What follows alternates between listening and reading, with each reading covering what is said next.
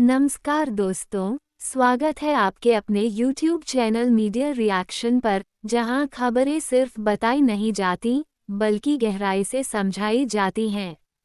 अगर आप भी सच्ची खबरों के पीछे छिपे बड़े अर्थ जानना चाहते हैं, तो चैनल को सब्सक्राइब करिए, वीडियो को लाइक करिए और घंटी का बटन जरूर दबाइए ताकि हमारी हर नई रिपोर्ट सबसे पहले आप तक पहुंचे।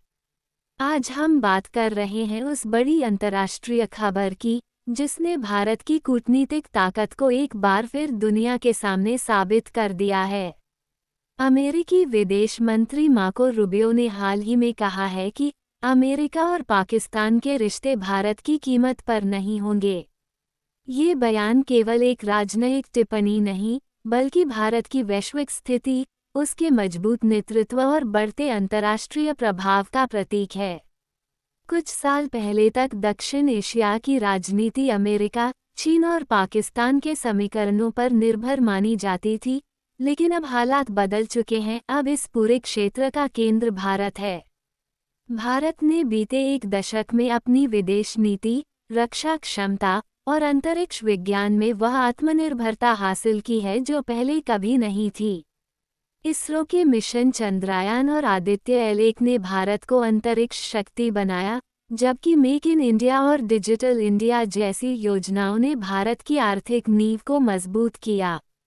राफेल और तेजस जैसे स्वदेशी विमानों, अग्नि मिसाइल श्रृंखला और ब्रह्मोस प्रोजेक्ट ने भारत को एशिया की सबसे शक्तिशाली सैन्य शक्ति बना दिया है।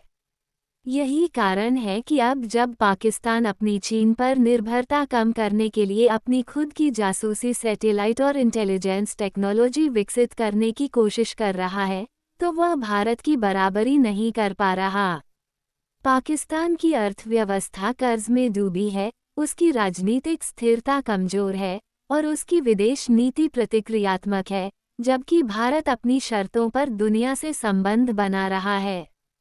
अमेरिका, रूस, फ्रांस, जापान और अरब देशों के साथ भारत के रिश्ते लगातार गहरे हो रहे हैं।